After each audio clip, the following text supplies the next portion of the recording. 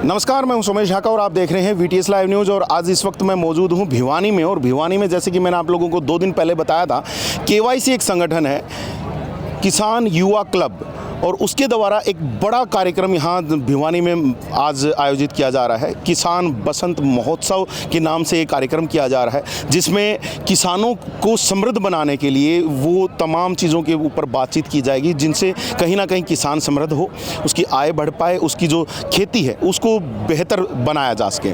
साथ ही साथ किसान को कहीं ना कहीं प्राकृतिक खेती की तरफ अग्रसर किया जा सके, जैविक खेती की तरफ अग्रसर किया जा सके। जितने भी पेस्टिसाइड्स वो इस्तेमाल कर रहा है, उनकी जगहों पर जो गोबर की खाद है या जो दूसरी जो जैविक खाद हैं, उनके ऊपर कहीं ना कहीं काम हो सके। तो आज उसी का जो दिन है, आज अगर मैं यहाँ पर बात करूँ तो शहीद दिवस है, और शहीद दिवस के ऊपर ये किसान बसंत महोत्सव जो है वो आज यहाँ भिवानी में मनाया जा रहा है। इस वक्त हम भिवानी के मेला ग्राउंड में इस वक्त मौजूद हैं, और आप अगर यहाँ पर देखेंगे दूसरी तरफ तो काफ़ी सारे लोग जो हैं वो यहाँ पर अभी पहुँच चुके हैं।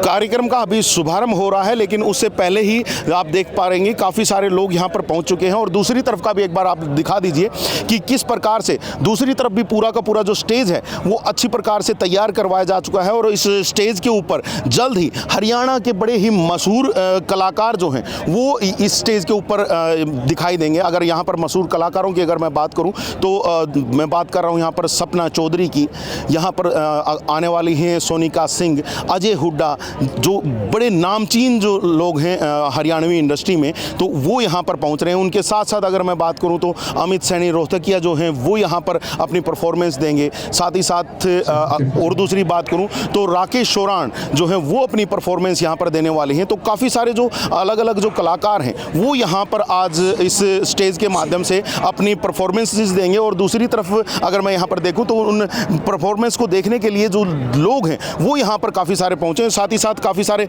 यहाँ पर अगर मैं देख पा रहा हूँ तो काफ़ी सारे जो किसान हैं वो भी यहाँ पर पहुँचे। तो ज़रा जान लेते हैं कि क्या कुछ इन किसानों के मन में चल रहा है, इस प्रोग्राम के माध्यम से क्या कुछ उनको मिलने की उम्मीद लग रही है, जरा जानने का प्रयास करते हैं। भाई साहब राम राम। राम राम भाई जी। क्या कुछ विचार करके इस प्रोग्राम में पहुंचे, क्या जानने के लिए पहुंचे हैं? भाई किसानों के बारे में क्या सोच लेके आए हैं, उसके बारे में जानकारी मिले, उससे किसान कैसे आगे बढ़े, कैसे अपनी उपज को बढ़ाएं, कैसे अच्छा अनाज पैदा करें, उसके बारे में जानकारी मिले, तो उसके बारे में बैठे हुए हैं। उम्मीद है कोई अच्छी जानकारी यहाँ से आप लोगों को मिल पाएगी? हाँ जी जरूर।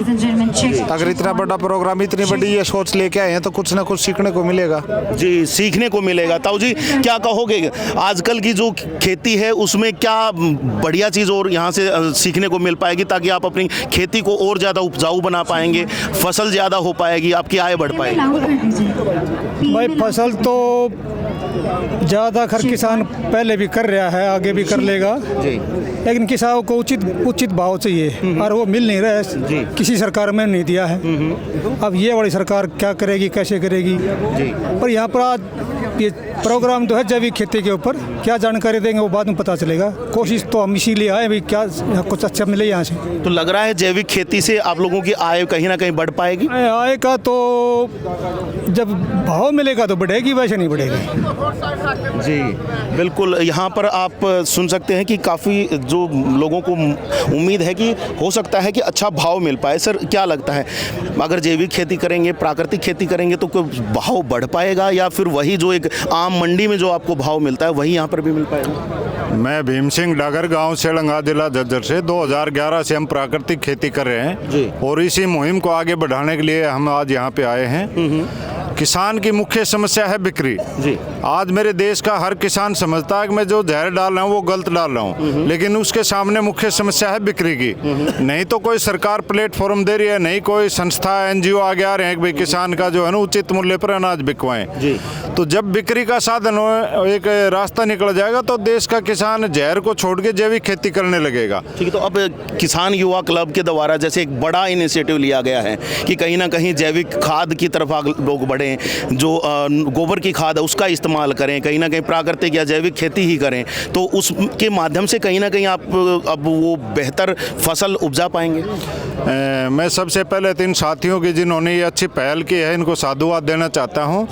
और प्राकृतिक खेती में जब हम पूर्णतः तरीके अपनाते हैं तो हम रासायनिक के बराबर तो पैदावार ले सकते हैं, लेकिन फिर वही बिक्री का है कि भाई सब गुड़ 17 शेर हो जाता है, हम रासायनिक मंडी में लेके जाएं तो उसका कोई पूछने वाला नहीं है। ठीक है। तो ऐसे साथियों को, किसानों को ये प्रेरित कर रहे हैं, लेकिन उपभोक्ताओं को भी कोई प्रेरित जागरूक करने के लिए ऐसे प्रोग्राम हो ताकि उपभोक्ता संकल्प लें कि भाई आज के बाद हम जहर नहीं खाएंगे, तब ये अभियान आगे बढ़ेगा। जी, उपभोक्ता कहीं ना कहीं संकल्प ले तब जा करके अभियान आगे बढ़ेगा। और इस अभियान को आगे बढ़ाने के लिए शायद आज ये जो तमाम जो लोग यहाँ पर पहुँचे हैं, कहीं ना कहीं आज जब यहाँ पर जो प्राकृतिक खेती को किस प्रकार से किया जा सकता है और तमाम वो चीज़ें की व्यवस्था किस पर हो सकती है, उस चीज़ को जानने के लिए पहुँचे। और जब व्यवस्था अगर बनेगी तो जाहिर सी बात आगे बढ़ पाएंगे। सर, क्या लगता है जो आज कहीं ना कहीं एक ऐप का लॉन्च भी यहाँ पर बताया जा रहा है कि एक ऐप लॉन्च की जाएगी जिसमें किसान अपनी प्राकृतिक जो फसल है, जो जैविक खाद डाल करके जो उसने बनाई होगी,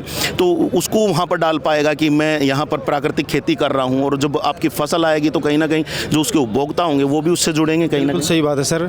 सबसे पहले तो ये है कि जो जिसने ये प्रोग्राम करवा रखा है सरकार की बहुत बड़ी पहल है ये। और ऑर्गेनिक खेती से ही मतलब एक युवा भी उससे ठीक रहेगा और उसके मतलब उसके उगाने से हमें अच्छे रिजल्ट मिलेंगे। ठीक है। और बस मैं यही कहना चाहता हूँ। जी, आपको क्या लगता है, युवा हैं, युवा आजकल काफ़ी सारी चीज़ें देखता है, अलग अलग प्रक्रियाएं देखते होंगे, आपकी खेती में किस प्रकार से किया जा सकता है, क्या लगता है आपको?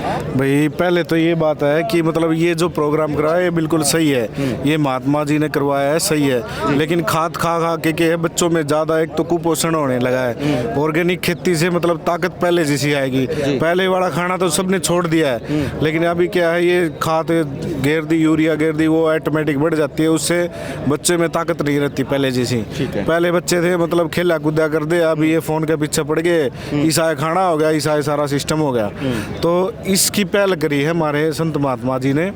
और इससे किसान युवा क्लब की जो पहल है वो अच्छी मानेंगे आप? सबसे बेस्ट है भाई साहब, ये बिल्कुल ही बेस्ट है। ऑर्गेनिक से बहुत अच्छा रिजल्ट मिलेगा, क्योंकि अब क्या है, थोड़ा बच्चा 5 साल का होता नहीं, उसके 10 रोग लग जाते हैं। और जब पहले बड़े बुजुर्ग थे, खाते थे, कुछ नहीं होता था उनके, अभी तो हार्ट अटैक हो जाए जीते 10 मिनट में, बहुत रिजल्ट ख़राब आ रहे हैं। और ये जो अपना ऑर्गेनिक खाएंगे पिएंगे तो उससे बहुत बढ़िया अच्छे रिजल्ट मिलेंगे, बहुत सुधार मिलेगा। तो ऑर्गेनिक खाएंगे तो कहीं ना कहीं बेहतर होगा। और जो कार्यक्रम से शुरू होने से पहले हम आप लोगों को एक रिपोर्ट लेकर के आ रहे थे कि किस प्रकार से लोगों के मन में जो चीज़ें चल रही हैं, क्या जो अगर प्राकृतिक खेती आने वाले समय में हर कोई व्यक्ति करेगा तो क्या उसका फ़ायदा मिलेगा या नहीं मिलेगा, क्या किसान उसके प्रति कहीं ना कहीं पॉजिटिव सोच रख रहा है या नहीं रख रहा है। हालांकि अगर हम यहाँ पर देखें, कुछ लोगों से हमने बात की तो उनकी तरफ से कहीं ना कहीं पॉजिटिव एक रिस्पॉन्स आया है। और अगर ऐसा ही पॉजिटिव रिस्पॉन्स आने वाले समय में भी आता है तो कहीं ना कहीं बेहतर व्यवस्था कोई ना कहीं जो फसल लेने में कहीं ना कहीं जो किसान को है वो मिल पाएगी, किसान भी अपनी आय बढ़ा पाएगा। क्योंकि जहां हम देख पाते हैं तो प्राकृतिक तरीके से उगाए गए अनाज की जो कीमत है वो उसको बाजार भाव से ज़्यादा मिलती है, तो कहीं ना कहीं एक व्यवस्था बेहतर बन सकती है। हालांकि अभी देखना होगा कि जब कार्यक्रम में स्टेज के माध्यम से क्या कुछ चीज़ें बताई जाएंगी, किन किन मुद्दों को लेकर के यहाँ पर चर्चाएँ की जाएंगी और क्या क्या सवाल लिए जाएंगे, तो उसके बाद भी देखने वाली बात रहेगी। आप लोगों तक जो तमाम सूचनाएं हैं लगातार हम पहुंचाएंगे, आप बस बने रहिएगा चैनल के साथ, देखते रहिएगा VTS लाइव न्यूज़ को। अभी के लिए बस इतना ही, आगे थोड़ी देर के बाद दोबारा से आपके पास अपडेट लेकर के आएंगे, तब तक के लिए आप मुझे दीजिएगा इजाज़त। मैं समझ रहा VTS लाइव न्यूज़ के लिए।